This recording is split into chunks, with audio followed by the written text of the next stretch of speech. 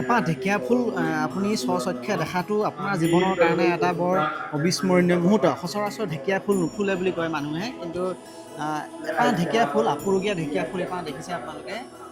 ঢেকীয়াখোৱা বৰনামঘৰ সকলোৱে চিনাকি। ঢেকীয়াখোৱা বৰনামঘৰত এয়া মহাপুৰুষ শ্ৰী মাধৱদেৱে আচলতে ইয়াত অচি ঢেকীয়া ফুল এইদৰে তেওঁ ৰাখি থৈ গৈছিলে। আৰু লগতে আৰু কেইপাহমান আছে, দুপাহ আছে ফুল।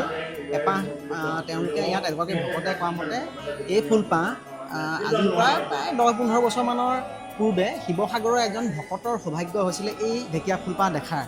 তাৰপিছত ভকতজনে এই ফুলপাহ কিছুদিন তেওঁ ঘৰত ৰাখিলে। ঘৰত ৰখাৰ পিছত কিন্তু তেওঁ কিছু অপায় অমংগল বা কিছু অহুকাল তেওঁৰ ঘৰত সৃষ্টি হোৱাৰ কাৰণে তেওঁ আহি ঢেকীয়াখোৱা নামঘৰত তেওঁ দান কৰি থৈ গ'লহি।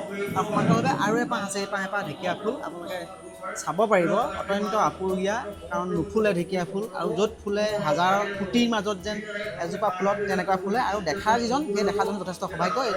এই গছ আজি 10-15 বছৰমান হ'ল ইয়াত থৈ যোৱা। ইয়াত শিৱসাগৰৰ এগৰাকী ভকতে, জীৱন্ত এজন ভকতে জীৱন্ত এই ফুলপাহ উদ্ধাৰ কৰিছিলে, আৰু তেওঁ ঘৰত ৰাখিব নোৱাৰি অপায় অমংগল হোৱাৰ কাৰণে তেওঁ ঢেকীয়াখোৱা নামঘৰত থৈ গ'লহি।